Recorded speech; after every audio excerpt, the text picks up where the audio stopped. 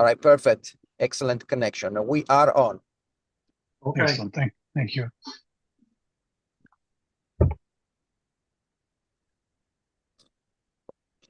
Oh, yeah. Yes, I see. I see Rio. It's working. Good, good.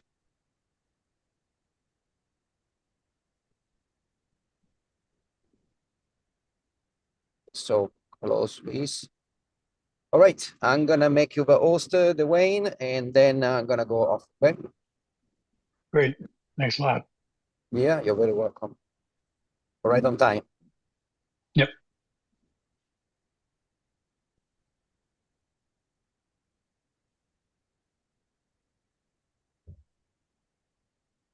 Okay, you are the host now. Thank you, guys. See you later. Thanks.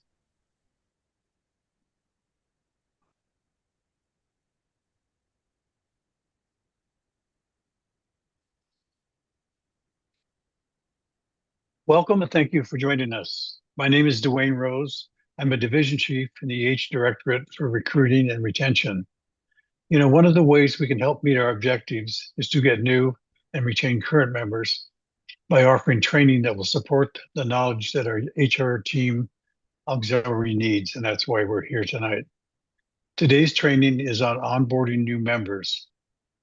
We have, this is actually the third of 3 planned topics for 2025, and chances are very good that we will have some new HR team training next year. In a few minutes, you'll see what we mean by onboarding. We've evolved a bit to see our needs beyond just recruiting, and that's what this session is about. It's really important to recruit, but it's also really important to retain members, and we're going to talk about a number of things that will help us do that. I would mention, and you may know by now, the reason we're using YouTube is that on some of our sessions, we get too many participants for Zoom to support. When we send the presentation to you via YouTube, we can train more people and go auxiliary-wide in less time. But we do regret we don't have the normal interaction between presenter and participants. But that's really hard with Zoom. You know, when you start getting 100 or more people on, you know, the pictures get really tiny, and somebody's always got their some background noise on. So we've had pretty good success with this, and so we probably will continue this format. Just as a reminder, the presentation that you used, I'm sorry, the link that you used to get to the presentation will be available after the presentation tonight. You can go in and re-access it using that link. And just like any YouTube, you can you know, move ahead. You can go down to the bar at the bottom, move ahead in the presentation, move back in the presentation, or clicking on it like in YouTube. You can pause the presentation. I would say that we do welcome your suggestions, even though we can't take any questions live, but we would like your questions, suggestions, and we really appreciate critiques of how we did. But let's get underway. Your presenter tonight is Rio Annis. He's a branch chief in the H Directorate in my division. He's also a division commander, a district staff officer for HR, a region staff officer for HR, a flotilla staff officer for HR, and he also is a flotilla staff officer for marine safety, just in case he gets bored. I share these same offices with him, or have shared them, except for the last one. Anyway, take it away, Rio. Okay.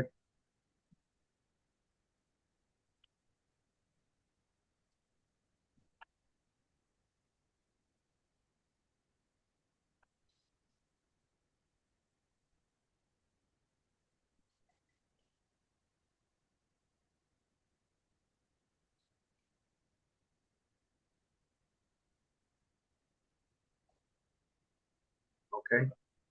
I do not know what happened there.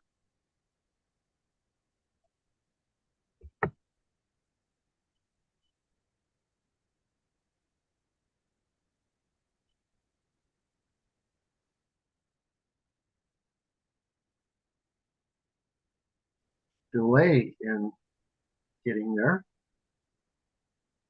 Yep, I can see it. Okay.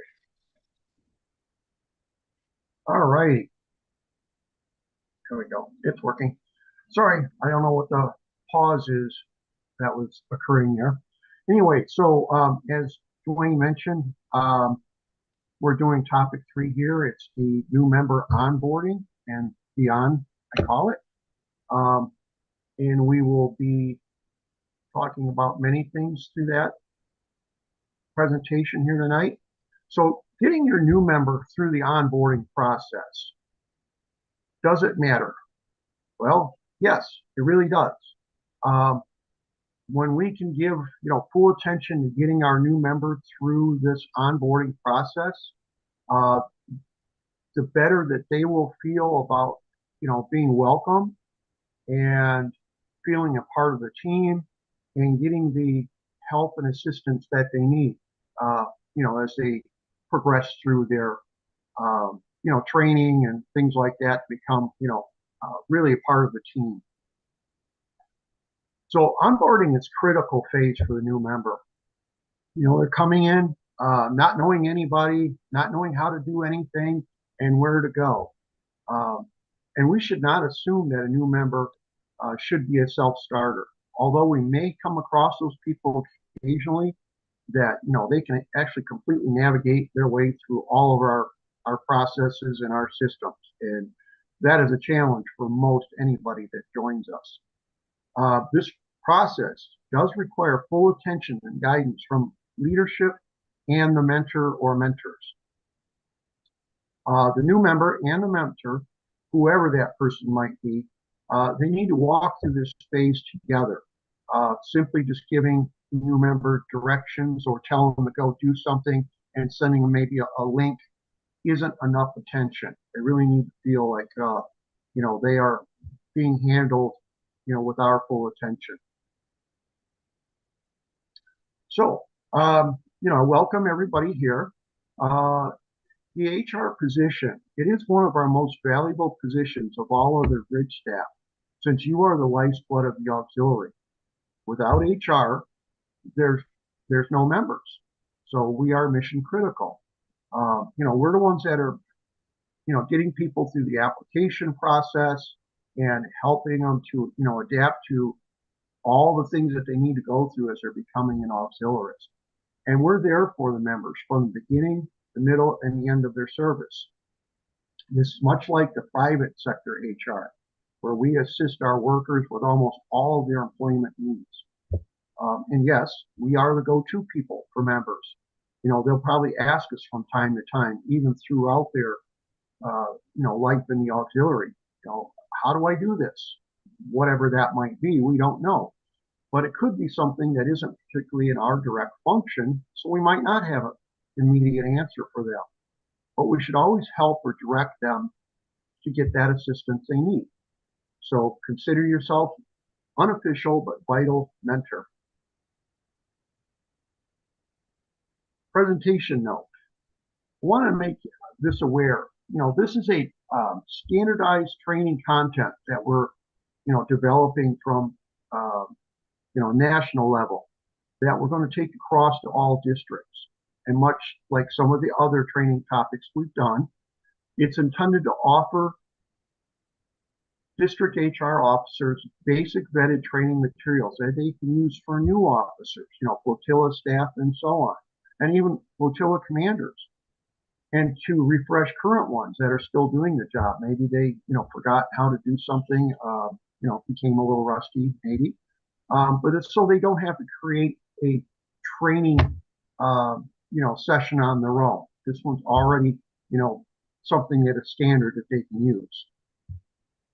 However, we do understand that there might be differences in these practices between districts and GIROCs. And in these instances, you should consult with your chain of leadership for direction.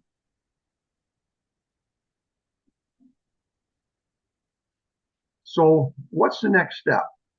So you got the prospect's application submitted. Now what do? Well, keeping new member active until their enrollment notice is received is really critical. And, processing time varies, but, what if it's a month or, month and a half until they get their enrollment ID? We need to keep these people active. So invite them to events or missions, whatever the case may be. Get them involved in flotilla meetings. Provide training related to their interest. And even though they may not have an enrollment ID number, there is training that we can get to them that is outside of that. And what else can you do? You know, you can think of a number of things that you could possibly do. But once they get their enrollment ID number, there's so much more. And that's why onboarding is even more critical.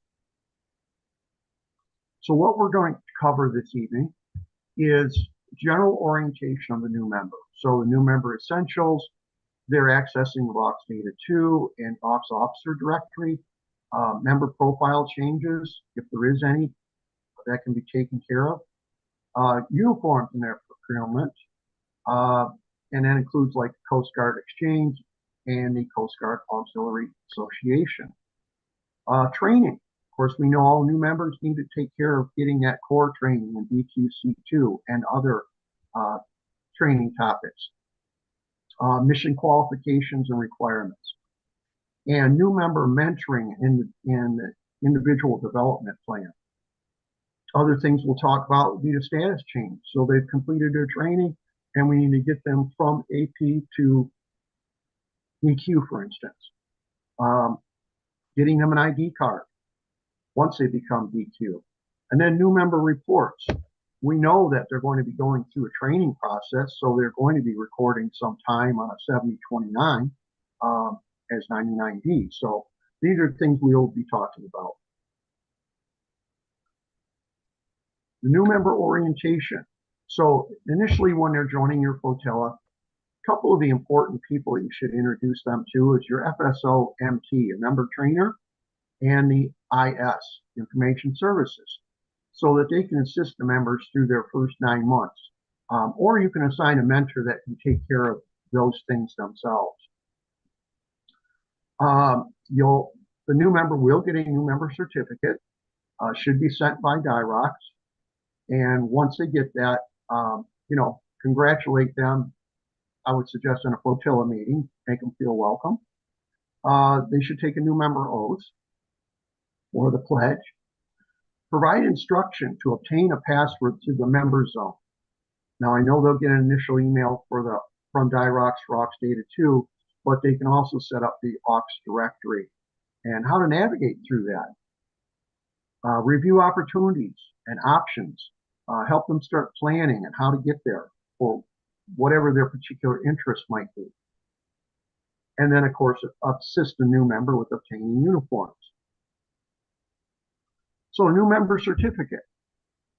In my district, the new members will get a welcome email from DIROX, and they'll have a copy of this certificate attached to the email, but they also mail out an original.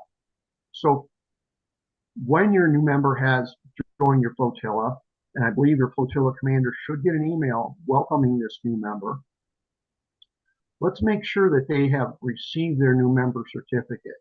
Might take a couple weeks to get through the mail, but let's make sure they receive it. If they've not, you can always go back to DIROX and have them resend that again.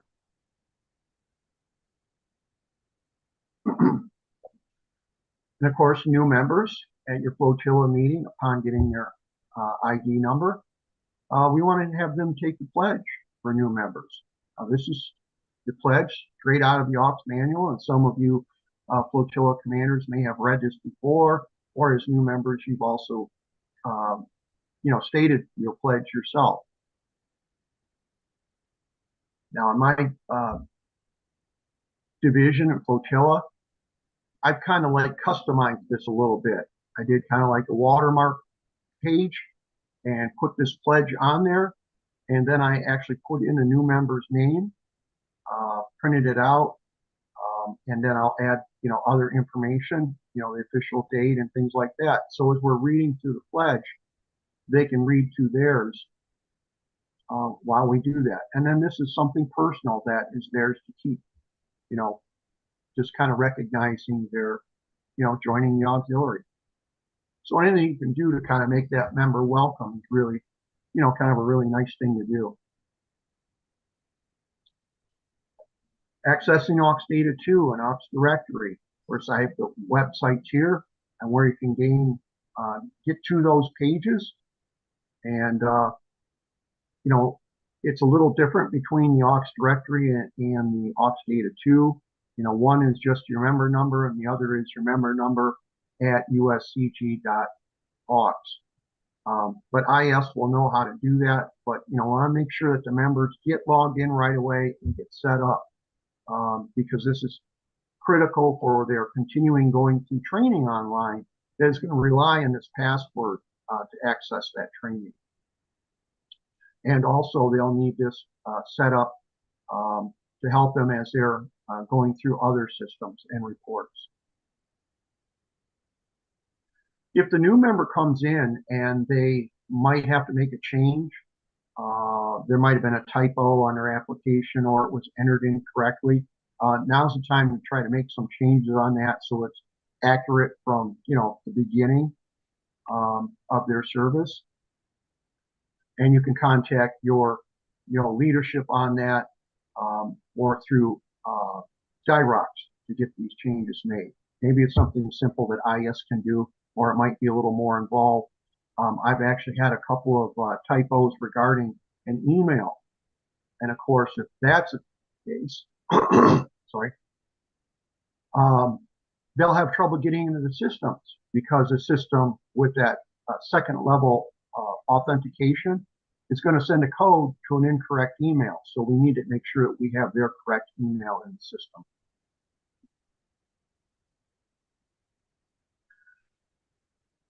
So new member uniforms. New members definitely need assistance with obtaining uniforms and deciding which one to start with. This can be quite frustrating for a new member because they simply aren't going to know right away where to go, how to get the uniforms, and all the pieces that they'll need. A good guide is in the H Directorate. It's the new electronic uniform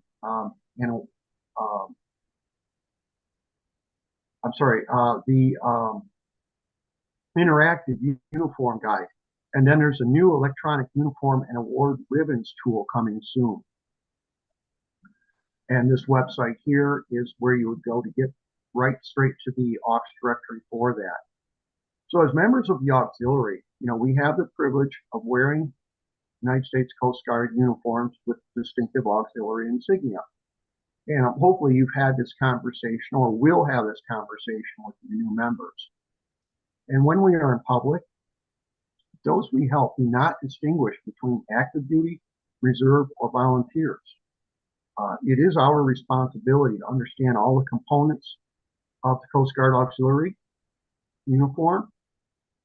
Your mentor and flotilla leaders will help ensure, you know, that the new member understand what uniforms that they'll need and how to properly wear the uniform. This little uniform guide icon at the bottom is in that H Directorate and will take you right to that interactive uniform guide. And remember, you know, it's something to stress, current members and new members, it's our responsibility to properly represent the United States Coast Guard, especially when we are in uniform. So clicking on this link here takes you right to that interactive uniform guide, which is in the H Directorate site. Got a lot of useful information here, very good stuff. There is a drop-down tab once you're in there for the most utilized uniforms. So I know this print is a little tiny. It wasn't meant for us to read all this on screen, but just to give you an idea of this is what you'll see when you click on this topic, especially under the tropical blue uniform. It'll talk about each component of that uniform. And of course, this picture here is showing the combination cap, but it does talk about the garrison cap as well, which we know is less expensive and more appropriate for a new member. Another one of the most utilized uniforms is the ODU. And of course, again, this has all the description of different components And this is easy to read once you're in that website.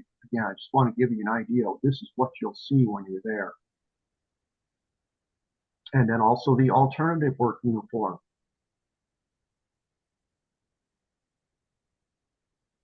Another tab in interactive guide is uniform procurement. So this page will open up and you'll have a tab here for auxiliary center, AUXCEN, a tab for Coast Guard Exchange, the online, flight suit items, shirt for AWU and shirt for ACS, polo. I'm just going to look at the Coast Guard Exchange here, just kind of give you an idea of what this is like. So we have the login for the Coast Guard Exchange. It will take you right there. But if it doesn't, I put in a link here that will do that as well. But remember, when a new member is getting themselves set up in this, and you might want to sit with them or work with them on it, just remember they do need to check the Coast Guard Auxiliary box and add their employee number. If they don't, they will not be able to access uniform items. Now, in my flotilla, when I have a new member come in, I created a shopping cart in the Coast Guard Exchange. All the items that they would need for the traps. So even though size might be a little off, it does show every component that they would need for their uniform. So they can easily see that as they're going through the uniform section on the Exchange site. I did the same. It's a little different appearance here, but I did the same for ODUs as well. And I found that they really find this pretty helpful because they actually see the kind of things that they need to get. So the Coast Guard Auxiliary Association. So as members, we are also members of the Auxiliary Association. But what is it? Well, the Auxiliary Association is the official authorized business arm of the Auxiliary. It's our 501c3 charitable nonprofit. It manages the business and financial affairs of the Auxiliary, holds trademarks and licenses for the Auxiliary name and logos, receives and administers donations, grants, sponsorships that benefit the Auxiliary. Essentially, while the Auxiliary is a uniform volunteer organization that works alongside the Coast Guard, the association is our financial and business arm. Emergency assistance funds are partnerships in special cases for members facing hardship after disasters. The Aux Association benefits now extend to members and immediate family. There are many benefits, so check those out. It operates the Coast Guard Auxiliary Center, which is the shopping area where you can get different uniform items, often at a discount, and profits go back to the Aux Association for support of the Auxiliary.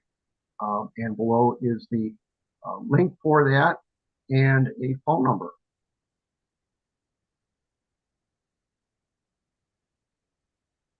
New member training. So a good start. Again, H Directorate got a lot of information there that you can use when working with a new member. Under the new member info tab along the left side, and this is the link I put in for that, you now also need to assist them in the completion of their required training, which includes core and BQC2. Again, this is another topic, another area that can be quite frustrating for a new member. Trying to navigate through that training site, sometimes it's difficult unless you can easily show them the path and how to get there. If they don't have an approved safe boating course, it's a good idea to do this now as well. If working in operations, emergency management, and certain leadership roles, FEMA courses, the ICS 100 and 700 would be required, as well as risk management. Facilitate a mentor. So again, we talked about, assigning a mentor, early on in this presentation, but yeah, try to get somebody who has the knowledge of what your new member wants to do. Maybe they want to be boat crew or a vessel examiner. This would be a good time to find somebody who's very knowledgeable in that and will help this new person get through that training and whatever PQS they need to get done. Set up a flotilla spreadsheet to track each member's progress.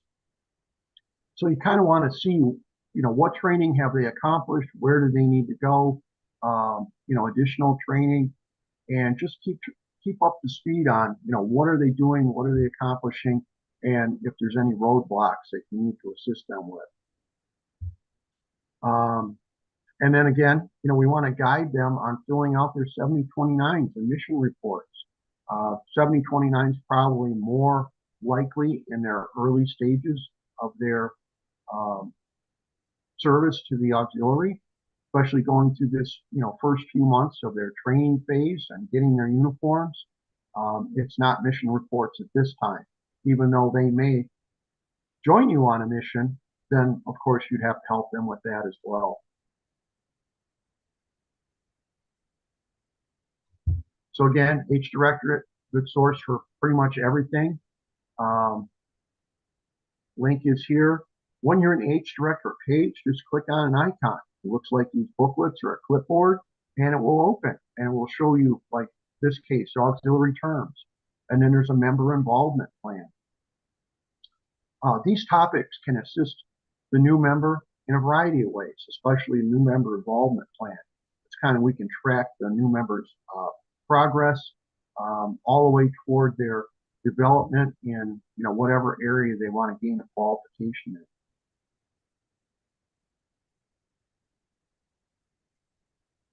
So we know about new member training, and on this H Directorate site, here's another one of those icons. It actually looks like a clipboard for core training, and this will take them to that training.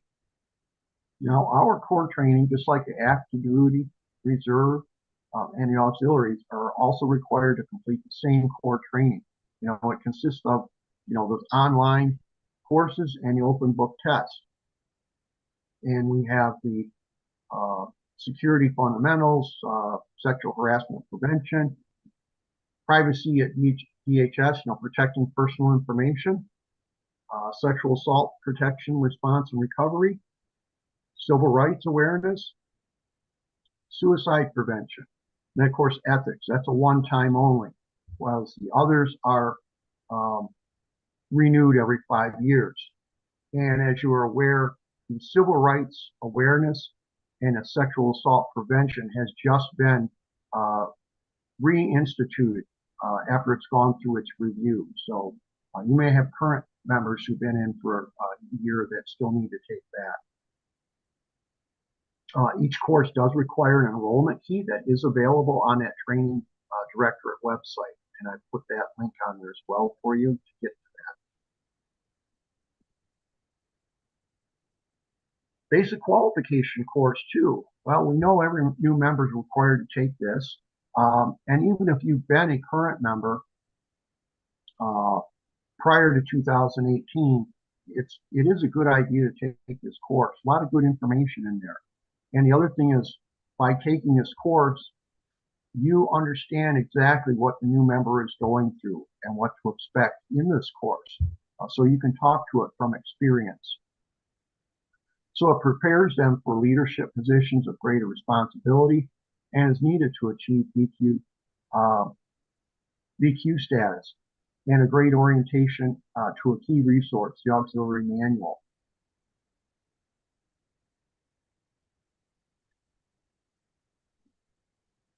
So getting into the auxiliary classroom, there's a link that will get you there other than clicking on that previous icon in the H Directorate. So this, when they get to the site, this is what they'll be looking at. And they can easily log in here on that blue button that says click here, sign up or in with U.S. Coast Guard Auxiliary. And this will be the same login, should be, as their login for the officer directory. So it's pretty easy. If they've got their password saved, clicking on this button should take them right in. Just in case the session is timed out, you got a different picture here. So we don't want them to get too excited about this. It's simply go down to the bottom. It's a little smaller this time around, but it says sign in with USCG Aux, and that's the same as their initial login, and they'll get right in there with that. New member training. So required training is vital to the success of new members. It's mandatory, for a reason. And the sooner it's done, the sooner the members possess knowledge, that they need. Members that are slow to obtain, tend to be less engaged, active, and less satisfied with the auxiliary. And we do know that there are people who, in extended AP status, tend to disenroll because they just lose interest. So we want to keep them engaged and get them through this training as quickly as we can and get them onto their desired role. Most important attribute for a new member is can-do attitude. We can teach needed skills, but that attitude is tough to teach. So we need to really work with these new members. Many districts reward members that achieve their required training in less than 30 days. And it's not that hard.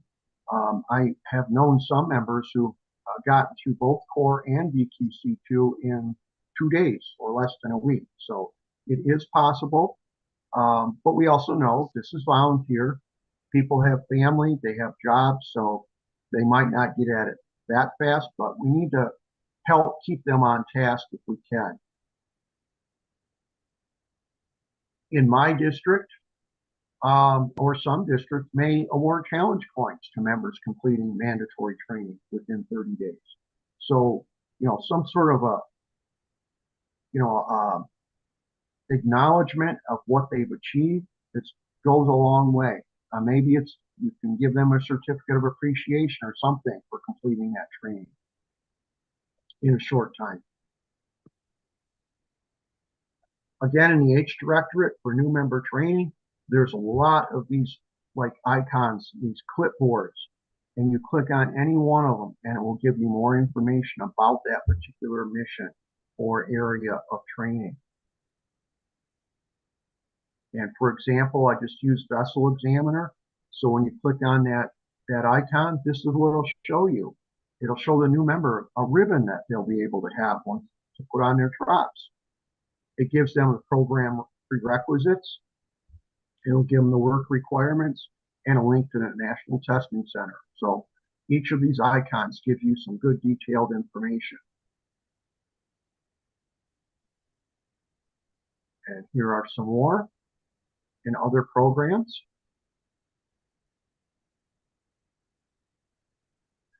So along with the training such as the FEMA ICS courses, to get somebody into like some mission qualifications or leadership, risk management is also required. And again, there's another nice icon here that will take them to that. So great resource for mentoring a new member is a mentoring guide. There's a link to it. Mentoring is a traditional method for orienting and training those new to the Coast Guard Auxiliary, as well as a valuable means for supporting development, even accelerating the professional growth of experienced employees, middle managers, and executives.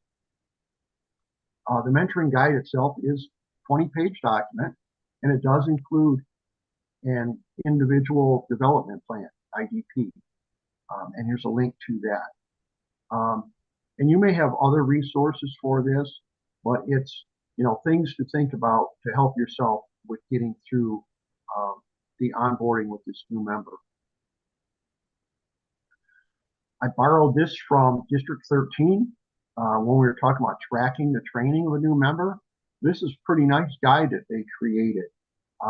It has all the training requirements, the required training, and you can record the dates when this training is done, and it can kind of help you keep the new member on track to meet their milestones on this.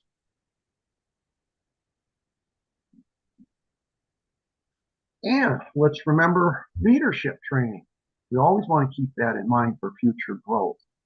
Some of our current auxiliaries are getting close to aging out, and we always want to keep, new people in the loop or in line for being our future leaders. So again, on that H Directorate site, we have this clipboard icon for leadership training. And when you click on that, it will take you to this little visual here. It will show you, at least at level 1 here, what the work requirements are. And then at the bottom, the additional information is a link that will take you right to that leadership training so you can get going on that. And there is a test for all levels. I think there is 5 levels.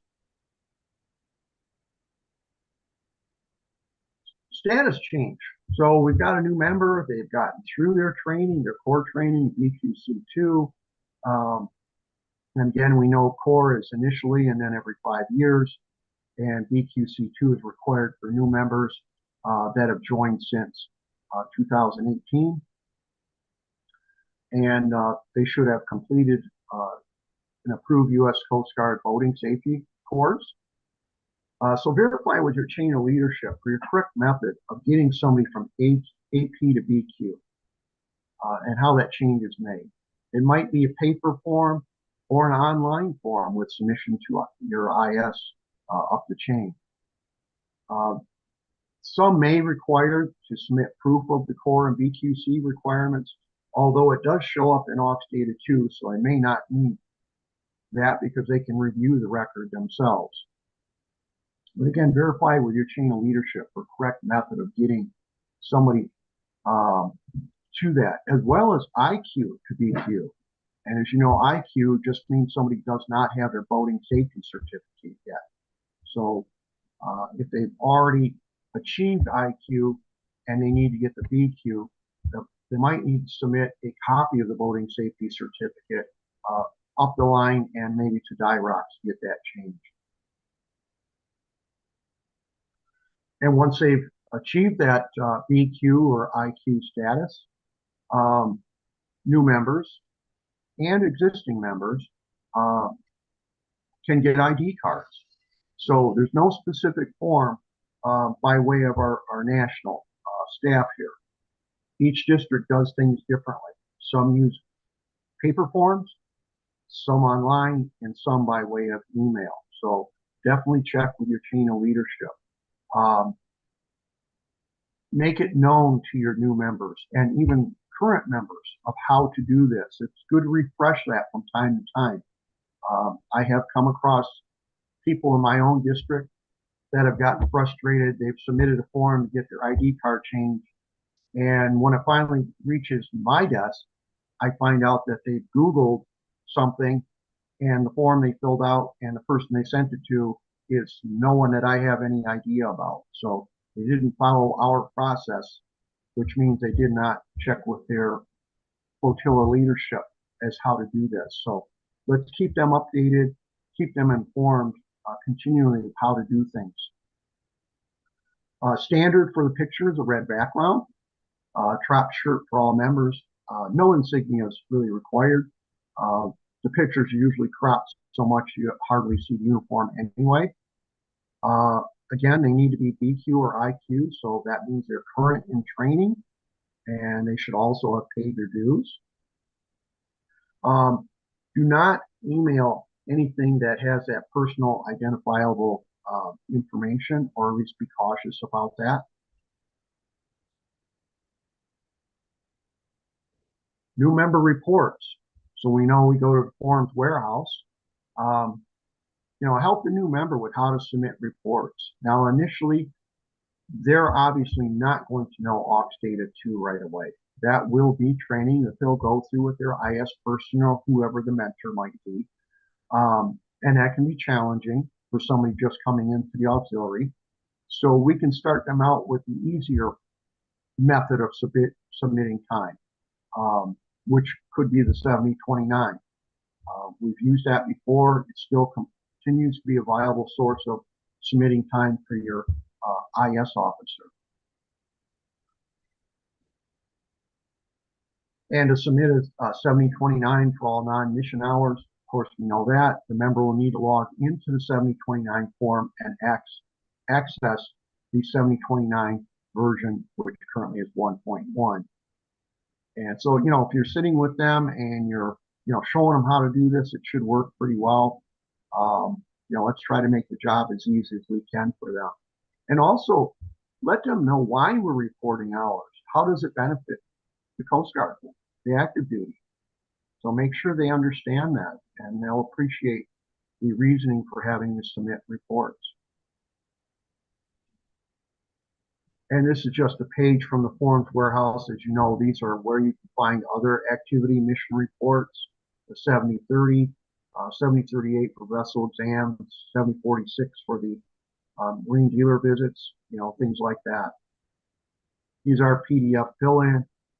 If you've not used them before, they are easy forms. They're PDF fill-in, and they can be sent to your FSOIS via an email attachment. So what we covered tonight, basically, it was not, how to mentor a person, but a guide to the resources that you can get, how to access it, how they work, and where to find it. And I'm sure that there are, new officers out there who may not have known about some of these things. So want to make sure this was kind of a good guide for you to be able to know where to go to get information to help your new member.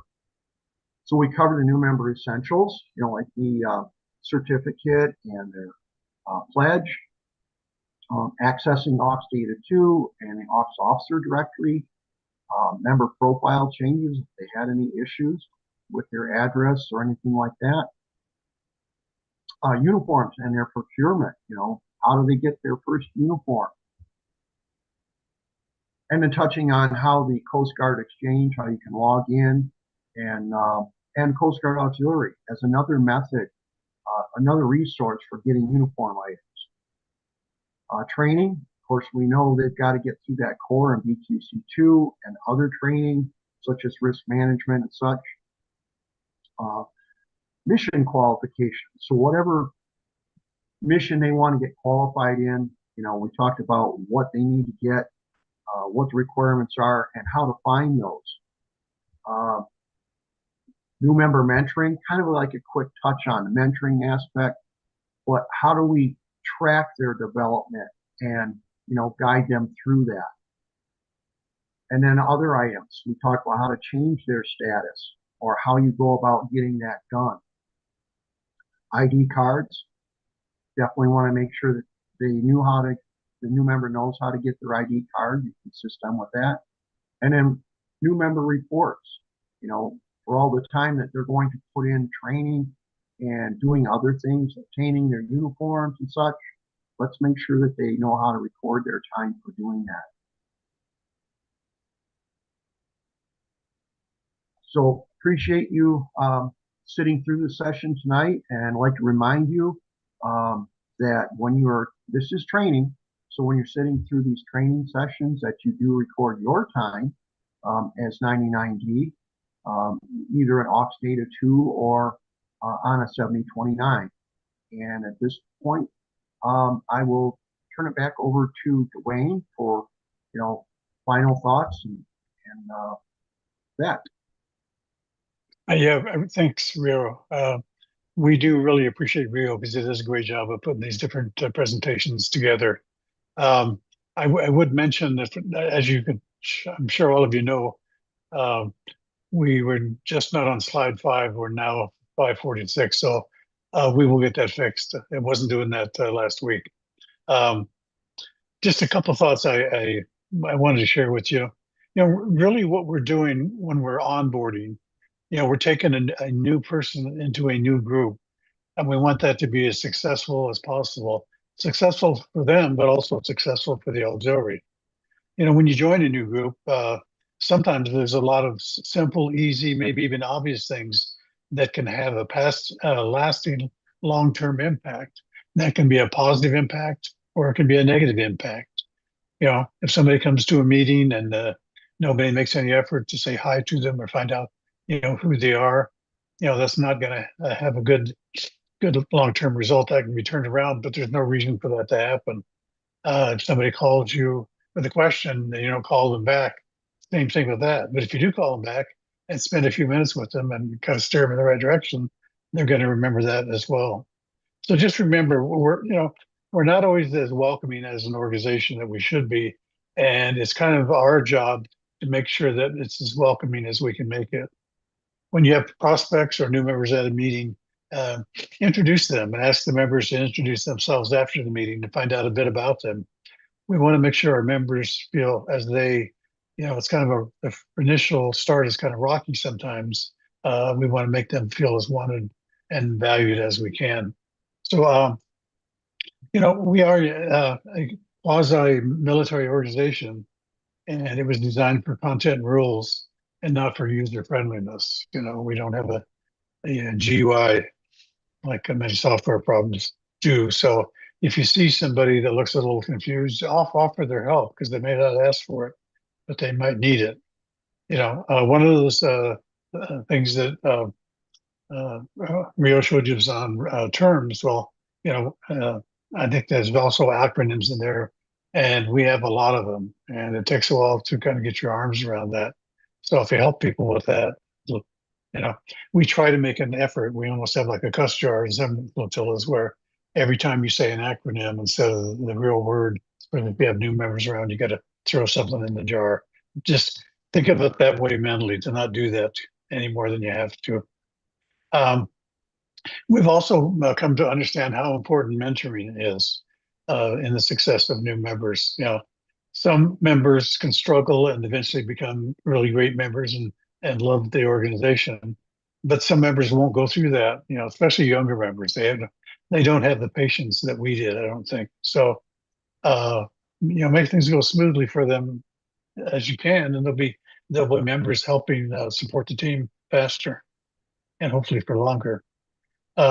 We are currently updating and revising the mentoring guide. I'm a team that's working on that, and we hope to have that out in the near future.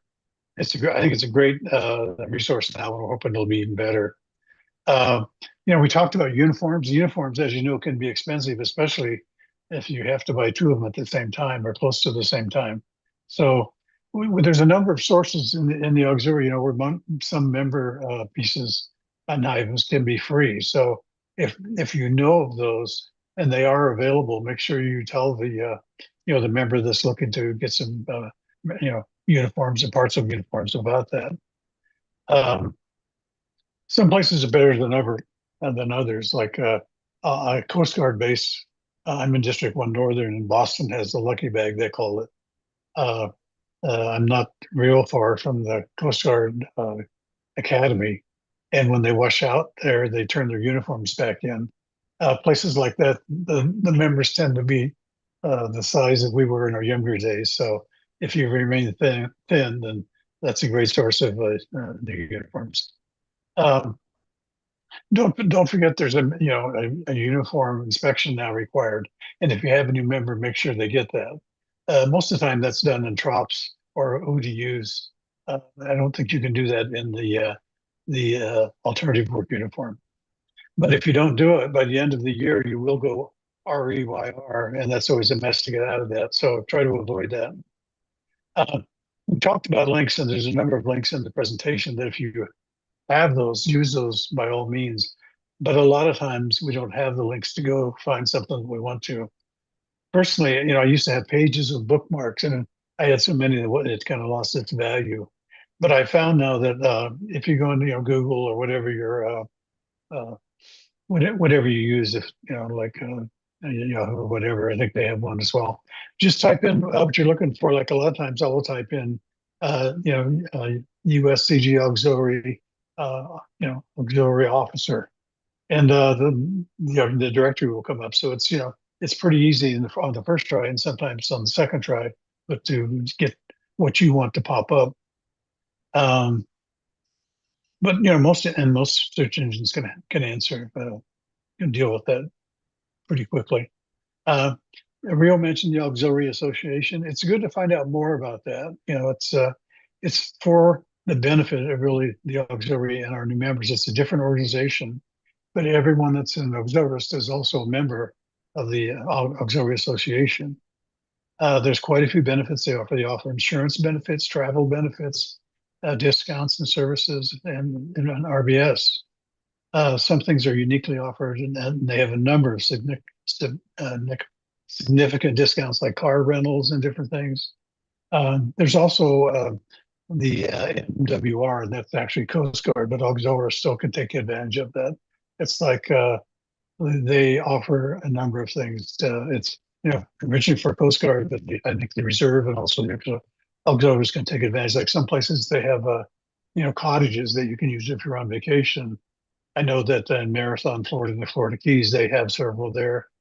I think there's some housing up in New England that's available. So check it out. I think it's kind of spread around the different AORs. We also mentioned uh, the BQC course, and if you're grandfathered like I was, you don't have to take that, but I highly recommend it. It's a good tour through the auxiliary manual, but also it just takes you through some helpful information. Um, so I would just leave you with a thought. Remember, make new members valued members of our team. That's kind of all I have. One thing I did want to mention, it's a good time if you're in a position to make awards possible for the people that you work under you or work with you. Please take advantage of that, because we don't get paid money. We get paid in recognition and awards. So make sure to take advantage of that, and believe me, it is appreciated by people. So that's all I have for now.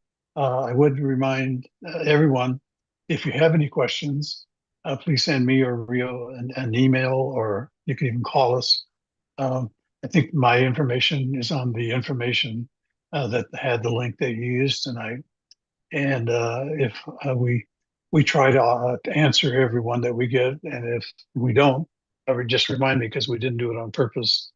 Um, but that's all I can think of. I hope you enjoyed the session tonight, and we're really glad that you were able to join us. And we look forward to having you at another session down the road. So everyone, have a good evening. Thanks for coming. Good night.